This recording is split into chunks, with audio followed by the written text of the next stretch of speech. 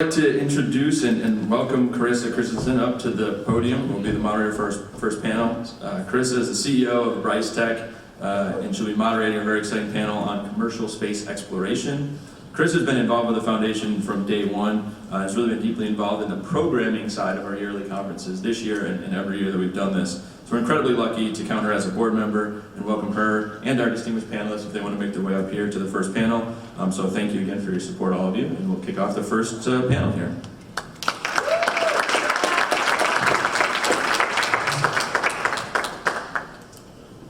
Thank you, Chair Cheatham. Well, it is just such a pleasure to be here. We are going to talk about today commercial exploration, which is really kind of a new aspect of our industry. And we're fortunate enough to have on our panel today a number of representatives of companies and organizations that are actually conducting commercial exploration. So what does that mean? Since the dawn of the space age, government budgets have translated into money for companies. That is how every nation on Earth, for the most part, certainly the US and Western nations, that has pursued an ambitious space agenda has made it happen through working with companies. So that's not new. Those companies were contractors, companies who were directed by the government and executed the government's vision of what that exploration mission would be. We're moving into an era in which commercial participation is different. It's not simply companies working for the government and executing the government's vision. It's companies bringing their own visions to bear and doing that with their own resources and helping to or seeking to create new markets and ultimately, hopefully, a new in-space economy.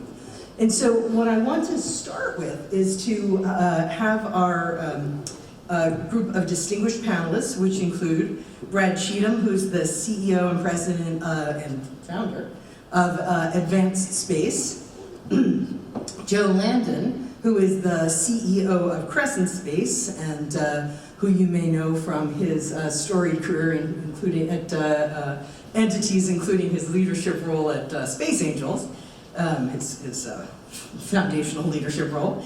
Gus Miller, representing Blue Origin and a leader in government relations at Blue Origin. Blue, of course, is one of the companies working in a number of arenas to advance a commercial vision. And Karina Dries, who is the president of Commercial Spaceflight Federation. So Karina represents a number of companies that are undertaking innovative pathways toward exploration, and also has her own hands-on experience as coming from the leadership role of Mojave Air and Spaceport.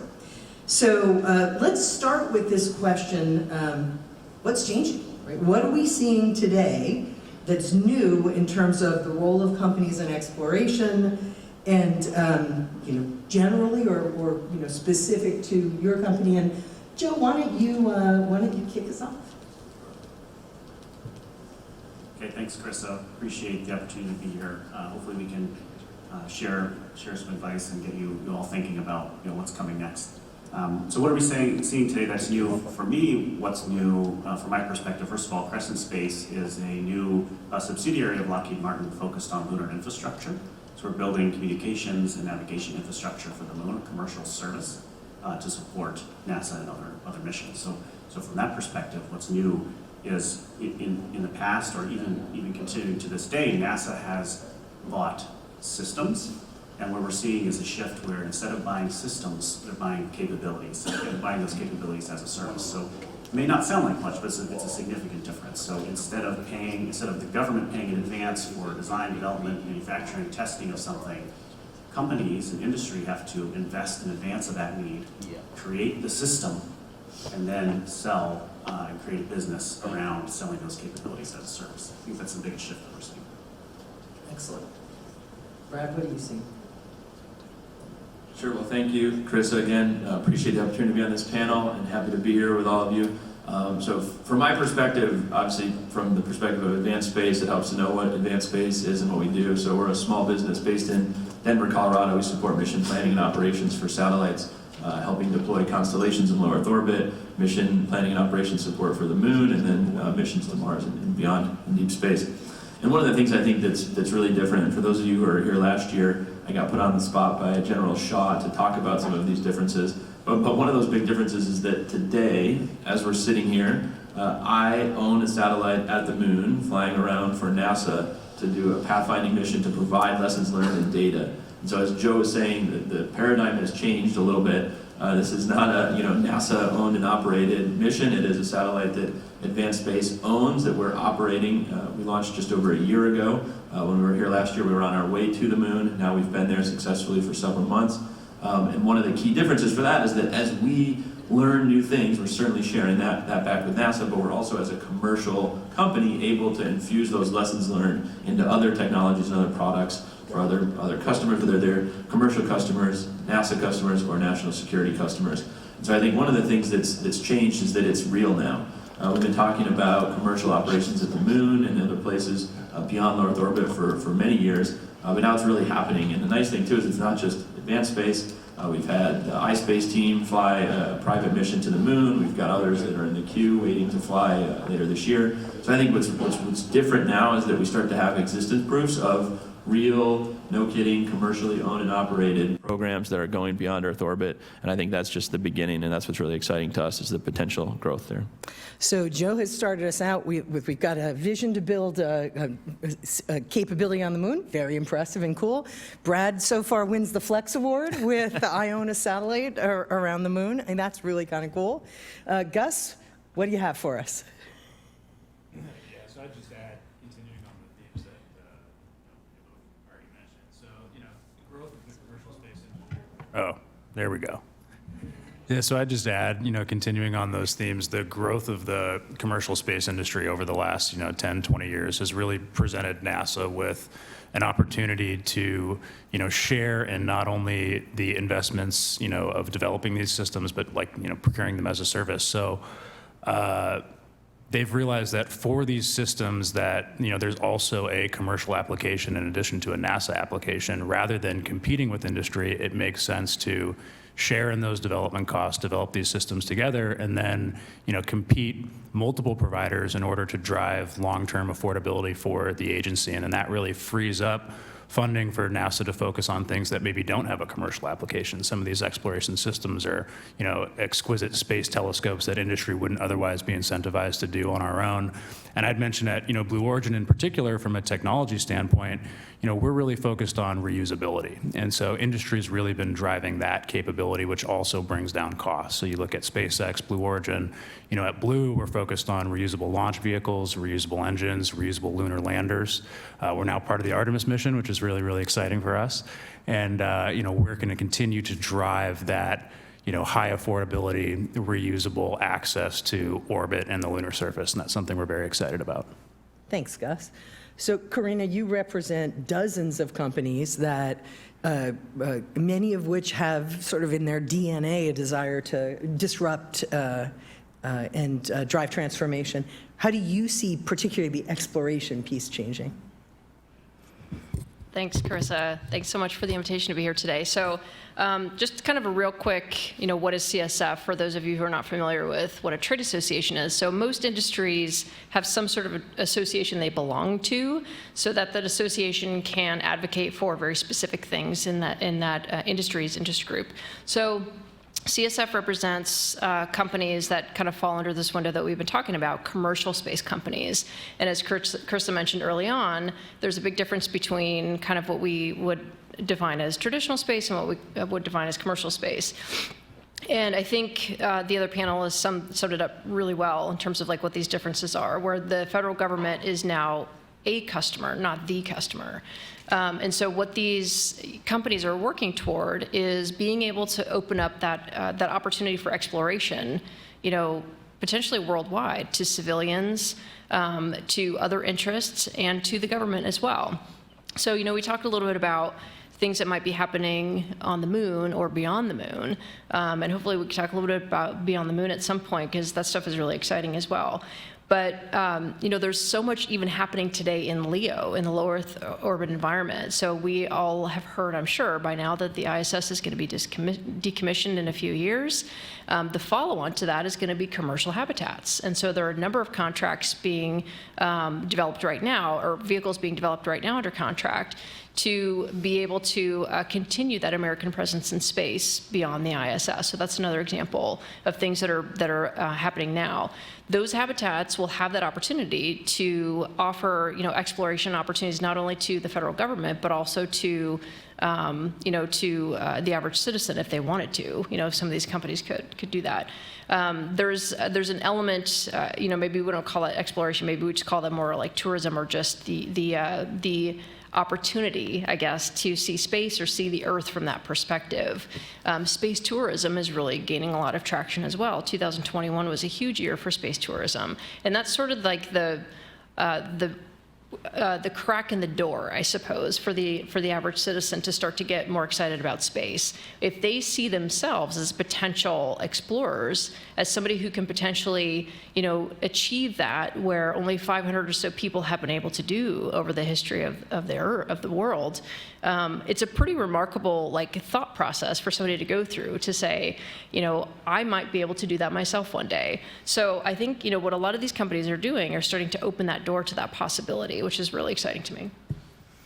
So let's talk about what makes this possible. And what makes this possible is money.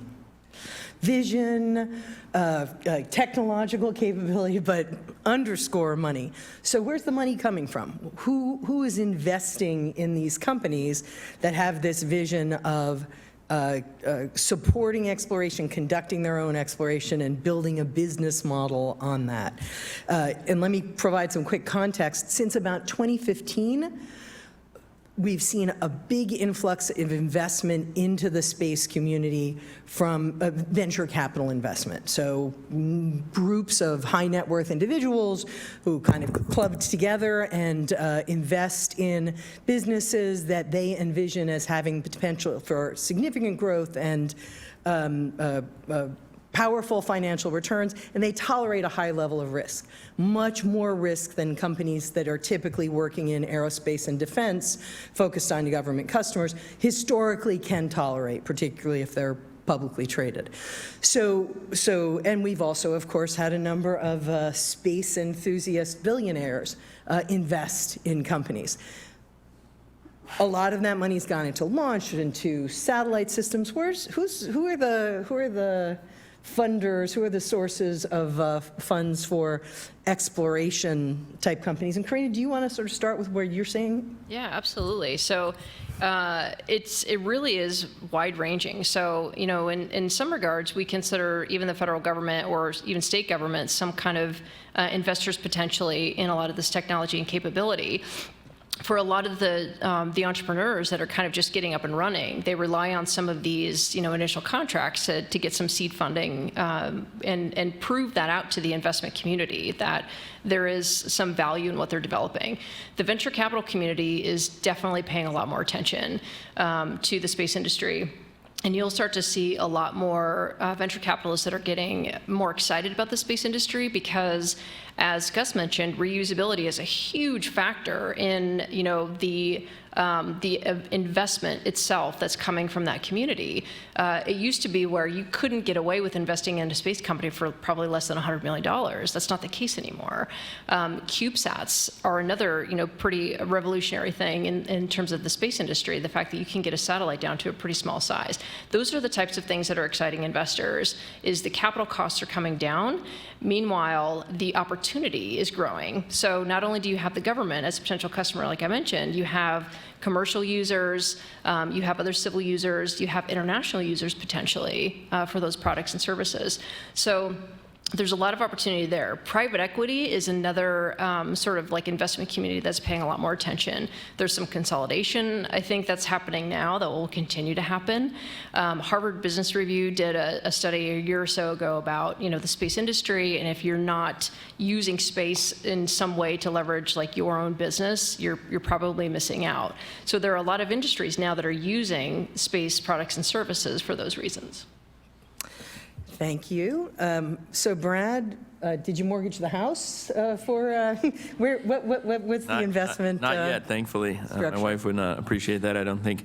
So I would say our favorite investors are actually our customers. And so we, from the beginning, I'll maybe say not by choice, but by necessity, grew the business based on customer demand and have funded our growth through customer revenues and reinvesting profits from customers that we have, which some are NASA-type customers, some are commercial-type customers, and then also national security. So we sort of have a diverse perspective. And in that world, international, Karina mentioned, we kind of put that in our bucket as commercial, but international absolutely is a key player in supporting that type of work that we're doing. And so, yeah, our number one investor is our customers, and we think that gives us the ability to grow our team and our company in a sustainable way. So we're not growing and then hoping to raise the next round. We're growing because we have demand for what we're selling and providing, and then continuing to grow that demand. But I will say, from a supply chain type partners type perspective, a lot of the investment in terms of companies going public, in terms of venture and private equity investment, have really been a game changer to provide capabilities that we can then put together and deploy for our customers. And so while we haven't had to engage in those type of transactions, they have absolutely changed the face of the space industry, I think in a very positive way, to provide us with options in launch, in spacecraft, in subsystems, components, sensors. All these things are things that we kind of went from 10, 15 years ago to very monolithic sort of single source options to now a very diverse and robust marketplace that really helps us figure out, as we need to deploy systems to meet a customer need, we can get the right mix, the right size, the right performance, the right cost schedule,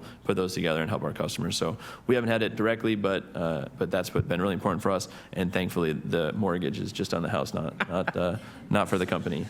So Gus, Blue Origin is a little bit of an exemplar of the space-focused billionaire, and as a source of investment, Blue has obviously become a very complex business.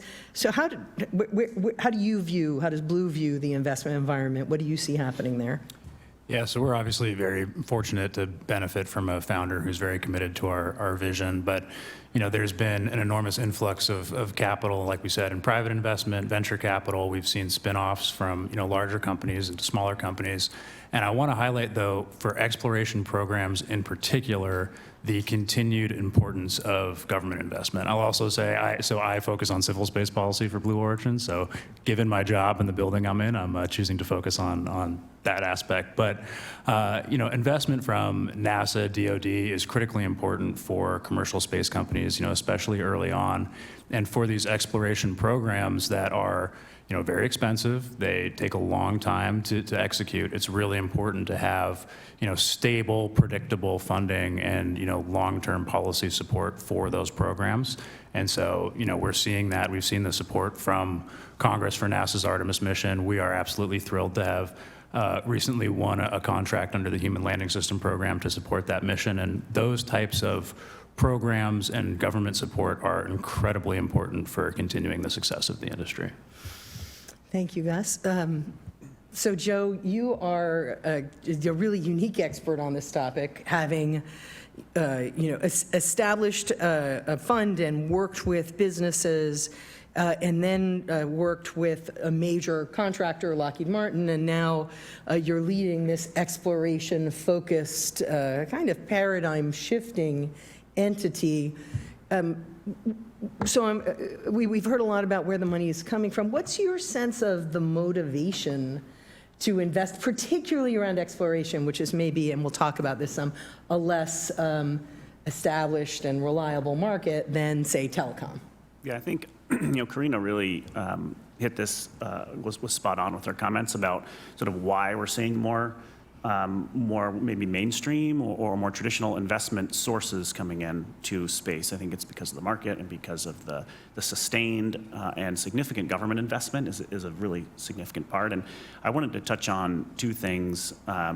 maybe unique from my perspective, the shift that Karina talked about, where there's private equity and venture capital funds investing in space, what is interesting to me is that there are top-tier mainstream funds. So in venture capital, you've got major funds, Founder Fund, Andreessen Horowitz, Lux Capital, like big major tech funds. And then also on the private equity side, Blackstone, Veritas, Cerberus, like these funds have invested in people, have hired senior space experts to become capable to make deals and invest in space. And that's really different from before, when you had to have a specialized fund to have that sort of capability to make those investments.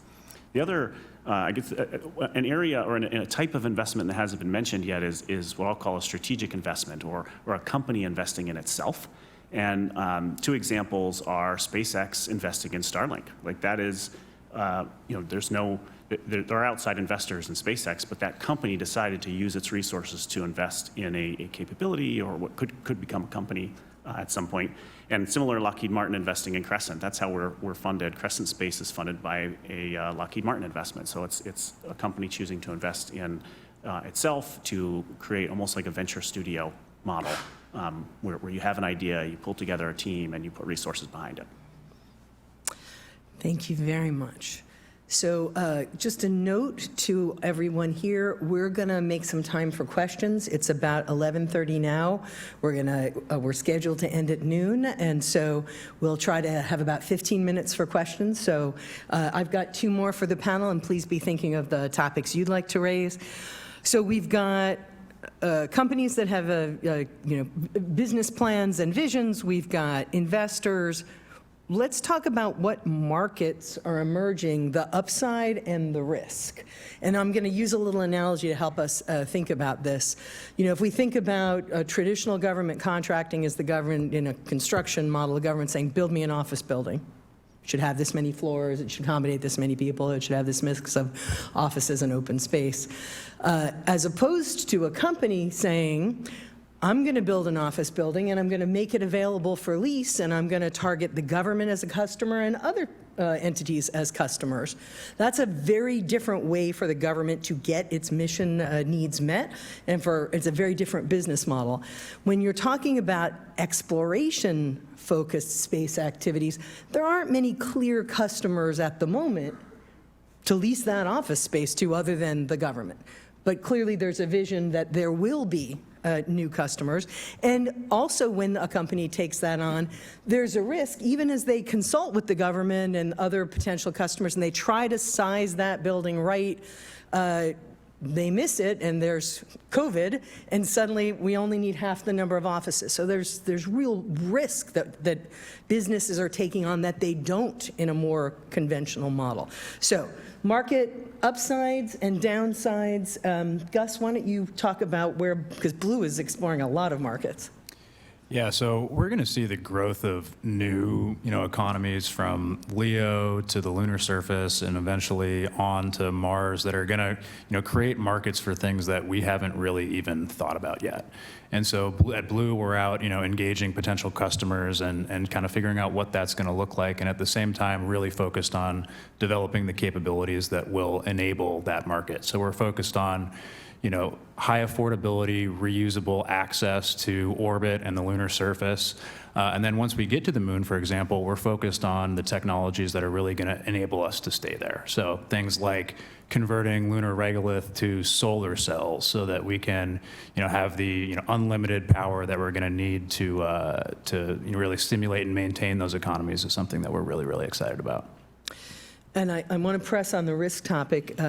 Certainly I've heard Jeff Bezos talk about a very big vision of in-space community, and the fact that the timeline may be very long. Are there, other than time, what are the other ways you think about risk for those markets? Yeah, it's a great question. So for those that don't know, Blue Origin has a vision to one day have millions of people living and working in space for the benefit of Earth. And that's a very long-term goal, obviously. And so to enable that vision, our more tactical mission is to do three things, really. We want to drastically reduce the cost to access space. We want to utilize in-space resources, and we want to inspire the next generation. And what's really exciting for me in my role is that the government is a very important partner in achieving all three of those objectives. There is a lot of risk, associated with developing these systems and, looking to create these new markets. And so the government plays a really important role as an anchor tenant or an anchor customer to be one of many customers to really support the growth of those markets. And that's the approach that NASA is taking across multiple programs, including, Artemis and commercial LEO destinations. And, we're very excited to be participating in those programs, and it, really allows us to push the envelope on the things that we're looking to do as a company to really drive those new markets. Joe, you've been living on the knife edge of emerging markets and upside and downside risk for well over a decade. How do you think about potential markets, commercial markets associated with exploration? Yeah, so I think I believe it's true that NASA can't be the only customer for any given service. But I also believe that it's okay for a market like in cislunar space for the U.S. government to be the source of most of the funding. I think that is going to be the case. So, but how do you form a commercial market with those initial conditions? I think it's possible. So with programs like CLPS, for example, it's Commercial Lunar Payload Services. It's a commercial services contract where companies can bid on to deliver stuff to the moon. Right, so that's a government mission. It's being executed in a commercial way, and through the course of that government or that commercial mission, they might need to buy communication services from a commercial company. So that means that's a commercial deal between two commercial companies, right? But it's still all of that traces back to a government mission at the end. But I think that's how you build this first layer of a commercial market, like at the moon, for instance. So I think the government can continue to encourage those types of that sort of flexibility and that ability to create that chain reaction of commercial deals. I also wanted to weigh in on sort of the question about what's the upside, and like why is these types of markets more attractive? And as a recovering aerospace engineer, I try to think, put things in a business frame. And back to the first question, a traditional procurement is where the government buys a system.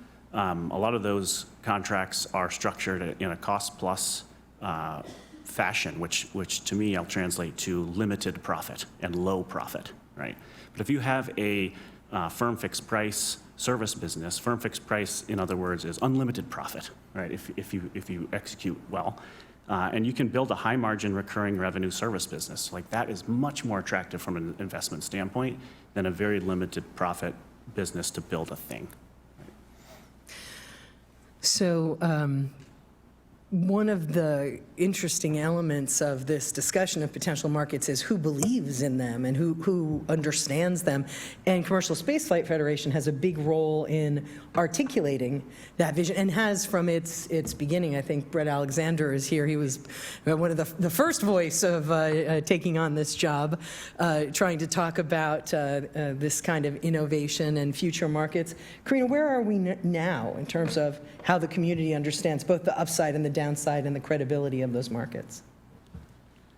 So I think we've made a lot of progress over the past, 15 or so years, and largely thanks to a lot of the folks that got things started early on, like Brett Alexander, who I'm assuming you all know, companies like SpaceX, Blue Origin, the companies that were willing to take some of those risks early on.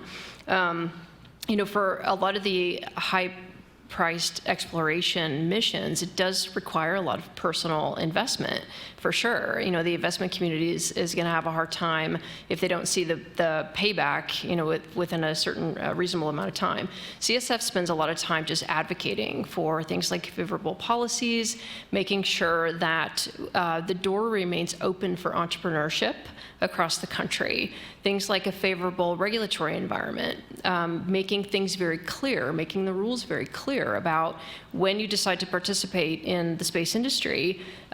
There's a pretty clear path forward on what you need to do to make that happen. One of the things I will say in terms of the risk scenario and the opportunities potentially in space. For example, we're talking a lot about the moon. Really what that took is for NASA to say, we're going back to the moon. Simply making that statement opened up a lot of opportunities and a lot of possibilities across the entire space industry, because it's not just about launching a rocket to the moon. There's so much more that we need involved, and Joe touched on like the communications systems and stuff like that. There are companies that are building habitats here on Earth to sort of practice, putting people on the moon and potentially on Mars in the future. There are rovers that we're going to need on the moon and Mars. So there's so much involved in the making that an entire ecosystem. One of the things that I get really excited about personally is manufacturing in space. 3D printing in space, like Made in Space, they're doing some really cool things at Redwire through Made in Space. So there's so much potential and so much opportunity yet that we're still sort of tapping into. Thanks, Karina. Brad, we met when you were roughly the age of a lot of people in this audience, and you were very much, a big vision, true believer about the potential of commercial space. And you've built a business which takes a realistic, pragmatic, hard-nosed, bottom line thinking. So, how do you kind of blend the view of what could be and what is, the upside and the downside? How do you view these markets? Sure, yeah, I think I might have been younger than some of the folks here, so you guys are behind the schedule. You got to pick it up a little bit. But as Joe alluded to, I think I met him and he was 3 margaritas in, so maybe that's what he means. Maybe I don't remember very much. But as Joe mentioned, so I kind of come at this from an engineer, so many years trained as an engineer, and then ever since then trying to figure out how to build a business. So I don't know what that makes me, but I think of it from sort of a capability-driven perspective, and maybe to contrast that with sort of like a concept-driven perspective. So for us, what really it comes down to is real, no-kidding problems that need to be solved, and then solving them and using that to add value to our customers, to our partners. And we have a diverse array of customers. I mentioned one of the things I wanted to add in terms of what the opportunity is we've talked sort of about the government as a sort of like single monolithic thing. One of the things that we've spent a lot of time working on is realizing that the government is actually a lot of different stakeholders, and they have a lot of different, as a customer, they have a lot of different priorities, right? So things that NASA cares about may be different than what the Department of Defense cares about, and I think we're not far off from seeing organizations like the USGS, Geological Survey, and other people starting to have interest in some of these space activities. They all look at things a little bit differently. So one of the things we've seen in terms of an opportunity is the opportunity to achieve sort of economies of scale in what we're able to provide in terms of capabilities to help customers, meaning, things that we learn on a program like Capstone, which is flying at the moon right now, can support commercial CLPS providers, can support DoD activities, can support a lot of things, instead of having to kind of keep starting over from scratch. And I think kind of to pick up on the second half of your question, Chris, in terms of risk, one of the risks, anything done in space is obviously challenging. It's not the easiest job, right? If you're looking for an easy career path, you're in the wrong room, but it's worth it, right? That's why we go through the challenges that we do. But I was thinking about it on the way over today, it's kind of like riding a bike, right? And what we're talking about in terms of operating satellites and operating missions in orbit and at the moon in particular, you can read about riding a bike, you can watch YouTube videos, you can talk about it, but until you get on the bike, you're not learning how to ride a bike. So until we got into space and flew to the moon, there was a lot of things that you could have studied for 100 years and never thought of, and you had to figure it out by actually doing it. And then just like riding a bike, you might have ridden a bike a long time ago. If you got on one today and tried to do a 100-mile ride, your muscles are going to be weak, you're not going to have the muscle memory, it's not going to be a fun performance, right? So one of the things we've learned now is that as we are in shape riding this analogous bike, and we have bike races that are different to ride, we're learning a lot of lessons that are not, my muscles are sore and this bike ride sucks, but now we're kind of the next level of learning to say, okay, hey, we can be more strategic with how we ride the bike, how we ride the race. So I think that is a big part of this, is that for many years, the industry has gotten accustomed to cute PowerPoint presentations, and when you actually have to go do things, it turns out it's a little harder than we thought, and that's one of the things that I think is a risk, but it's also an opportunity, I think. I'm struck by, yes, it's a challenging industry, and then starting businesses, well, that's just ridiculous that a number of us keep doing that and working with people who have done that.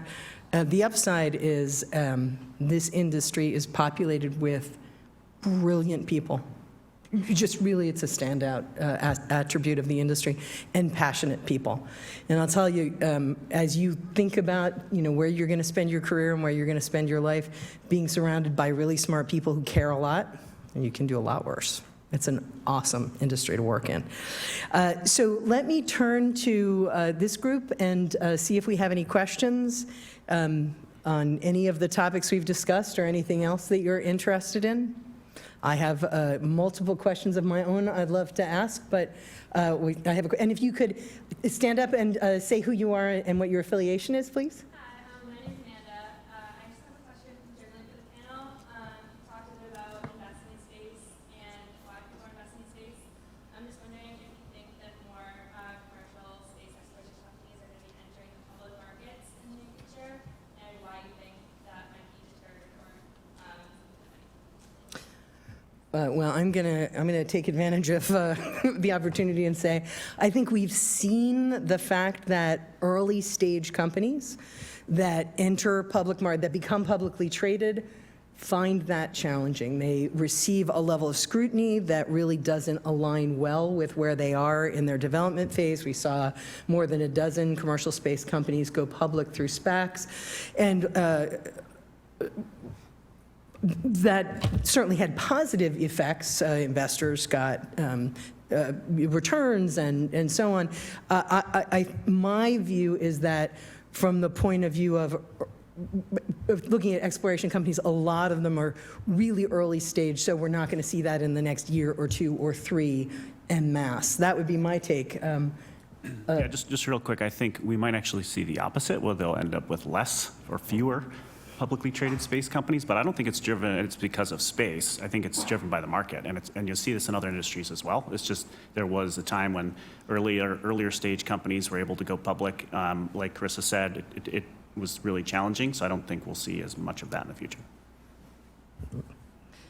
Excellent question. Next, over here. Hey, I'm Kenny, Astro US. Thank you guys for being here. So the FAA's learning period is for crewed space flights set to expire this year. I'm really just curious to hear your panel's thoughts on the opportunities and challenges associated with this and what comes next for the industry, especially in light of the OceanGate tank disaster. Kind of a spin-off question associated with that. Is there anticipation that while regulations could increase development costs, could they also lower the risk profile for investment community and person engagement? Karina, do you want to help make sure everybody understands what the context is and then speak to that? So the learning period that was referenced was policy created by Congress to say that companies that are developing human spaceflight vehicles the vehicles themselves are regulated for launch and reentry. There are certain aspects of the vehicle itself that's regulated, but in terms of the spaceflight participants, there is a lot that's not regulated, and that was for a reason. So Congress created this policy originally in 2004, and then extended it in 2015, and it's set to expire at the end of September.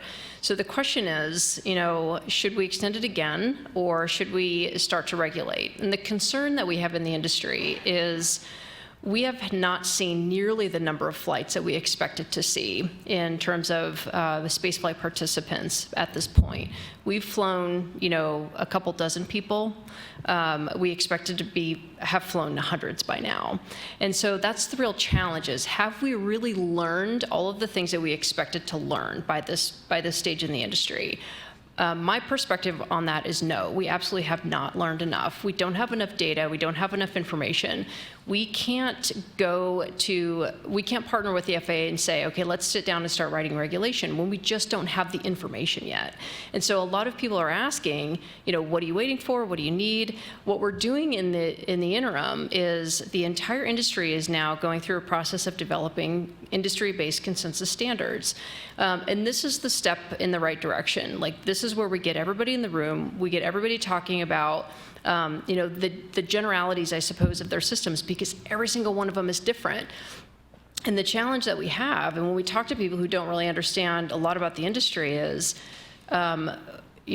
well, commercial aviation is regulated. Why can't, space flight be regulated? They are totally not the same thing. And you're going to hear a lot about more about that this week. There's a hearing on the Hill tomorrow on this topic.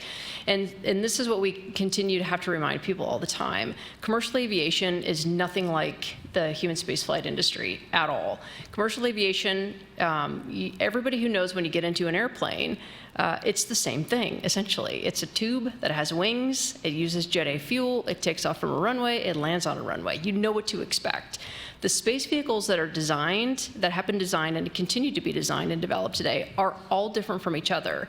It's just impossible to say, okay, well, we have enough commonalities to know what we're going to regulate and why. So, we think that it's way too soon. It's way too early in the industry development. And the concern is, frankly, like in the long run, we won't have the opportunity to build safer systems if we are stopping what we're doing now and we start regulating now. And that's a real concern that we have in the industry is if the learning period continues, we can continue innovating and designing and developing these systems. And that innovation will, in the long run, help us be safer. Anyone else want to add to that pretty comprehensive response? Awesome. Thank you, Karina. Next question. Yes.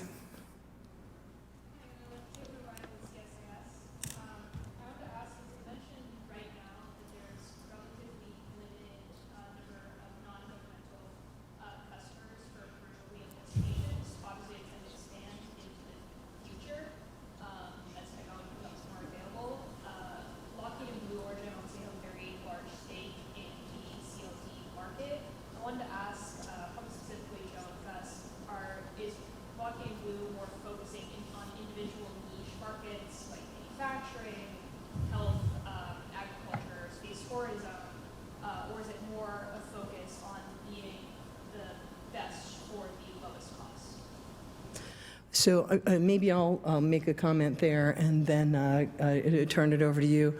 I think that when you think about commercial LEO destinations, there is a huge, long list of potential markets, of potential businesses, products that can be produced, concepts, companies that have done R&D. So we're certainly not short of ideas, although I'm certainly not suggesting that we fully populated that potential array.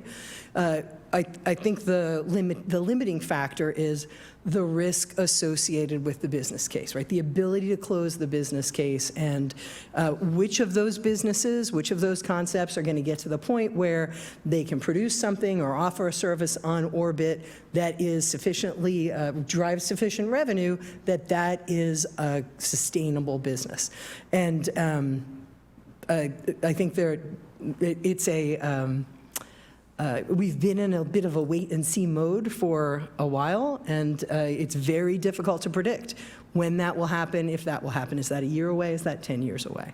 So just with that framing, Joe, do you want to? Yeah, sure. I can't speak to CLD directly, but I think that there is, similar to other markets, sustained and significant government investment helps close a business case, right? And there's probably lots of different applications, and maybe lots of multiple types of commercial platforms in LEO to serve those different types of missions. Gus?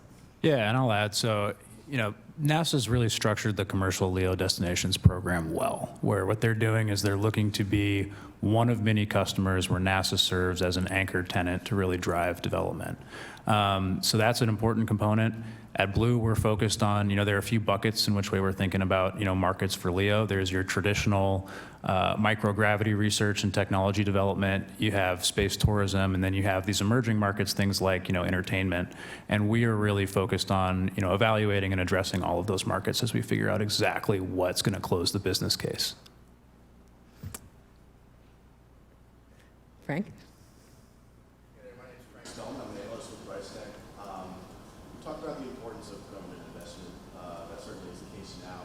In the future, 25 or 50 years out, it's a long time from now, when we colonize the moon and then have it to Mars. Do you think the role of government will be the same, or will it be different? A little bit more perspective, I should. Well, throw that open. Long-term future, what's the government's role? I'll take a swing. I don't know if this was planted, Carissa. It's a pretty tough plant. It was certainly not planted, and I would not like to, it's a very interesting question, but Bryce Tech is not predicting colonization in 40 years. I like that part of it, actually. I know you'd like that part. I think the answer to that question, I think, is yes, right? So there's going to be things that are going to be the same, and there's going to be things that are different. I think, and kind of also going back and broadening the response to the last question, I think a big part of historically how innovation has worked in the United States, and I'll just stop there, but it's probably more broad than that, right, is generally sort of in sort of waves of innovation. And I think a lot of that's built on, like I mentioned earlier, capability-based advancement, right? So having a cheap way to get to space, like, there may be one idea of what that's useful for, but there's probably 100 other ones that we haven't even thought of that are gonna come out and be interesting. And, as we think about, the Postal Service, when they envisioned creating the Postal Service, right, the U.S. government did that. I'm sure they weren't thinking that USPS was going to be delivering my Amazon packages on Saturday, right? Like, that wasn't in the cards, but it certainly, the infrastructure and innovation that they laid out there became what we use today for that purpose. So as I think about, decades into the future, and it's something that I enjoy doing, I think a lot of what matters is that as we're building programs today, that we're not preordaining an end state, right? So that we're not saying, this is what we think it's going to be in 10 or 20 years, so let's build a closed solution for that. And instead, what we spend a lot of time thinking about in solutions that we're developing is, how do we create something that can evolve, that can scale, that can change over time. And for us, a big part of that is looking at what are the opportunities at the moon to provide navigation or communications, like Joe was talking about. We don't think that's a market that's well served by guessing that in 3 years we're going to need this capacity, so let's build that and only that, and not have the ability to scale or grow, or hope that it's not like the wrong time, and then you have a capability that nobody needs, right? So I think as we think into those decades into the future, for us at Advanced Space, our focus really on how do we build those capabilities that can evolve, and think about it more of like an organic growth activity than pick a specific goal and try to build to it. It's a little bit the story of the effectiveness and the efficiency of competitive markets, which comes with an element of painful chaos. That's just part of that dynamic. Gus, did you want to comment? Yeah, and I'd just add, an important role for the government in enabling, these decades-long visions that we have for things like the Moon to Mars program is, avoiding stops and starts.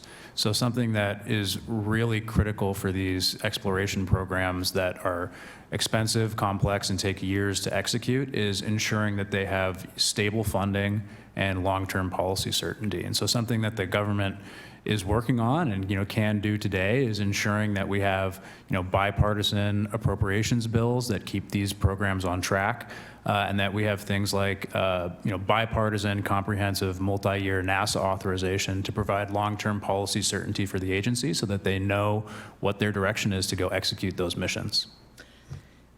Thank you, and we're just about out of time, so I'm going to thank you all for being. We're gonna squeeze in one more question. We've got 4 minutes, so we'll take this question back here, and we'll give lightning round answers, please. Hi everyone, my name is Clara. I'm a Matthew Sockwood Fellow, and I'm with Virgin Galactic. And my question for all of you is, we've talked a bit about how important it is that the government creates contracts to kickstart the commercial space industry. So I'm going to ask you all, if you were in charge of NASA, looking forward maybe 20 to 50 years, what is one mission that you designate and then create contracts? These timeframes are maybe the downside of a young professionals event. You're looking at the far distant future. So that's a great question. Like, what one thing would you do? Anyone want to jump in? I think, obviously there's going to be a huge focus on the moon and Moon to Mars. There's a big sort of unknown about what the commercial opportunities might be in cislunar and beyond. And that's where NASA can really play that really key role, is thinking ahead. Like, now's the time to start thinking through what can we do to inspire more companies to come online? What can we do to inspire more entrepreneurship? And they are starting to think through that. The lunar architecture strategy that's been developed at NASA is sort of the way to start that process, and thinking through how can we engage more with the space community and the space economy in the U.S. to help develop some of these capabilities in the future. So, final lightning round question. What's the next major milestone in commercial exploration we should be looking for? What should people be paying attention to? Gus, do you want to jump in? We'll go down the line. Well, I'll just say, I already mentioned that Blue's really excited to be a part of the Artemis mission. So I was already excited before, but I'm now even more excited for Artemis 2 and for NASA and its partners to complete a successful mission. So low-hanging fruit, but I think we're all pretty excited about that. Absolutely. Karina? Yeah, I would agree. Artemis is going to be the key. I think CLDs is going to be another really key mission once we get that up and running. Brad? Second Artemis 2, but to add a new one, I think a very exciting milestone coming up will be the first commercial company to land on the moon, which hopefully will happen in the next year, so I think that'll be big. Joe, And wrap us up. for a clean sweep, Artemis 2, Orion will take a crew of 4 astronauts for the first time beyond low Earth orbit since Apollo 17 in 1972. So that is just really exciting. I think we look forward to. I saw a note on Reddit, my primary source of information and data, that no one born after I think it was 1935, has set foot on the moon. That kind of puts it in perspective. So awesome to be getting back there. Thank you all for being such an engaged audience and for being here today.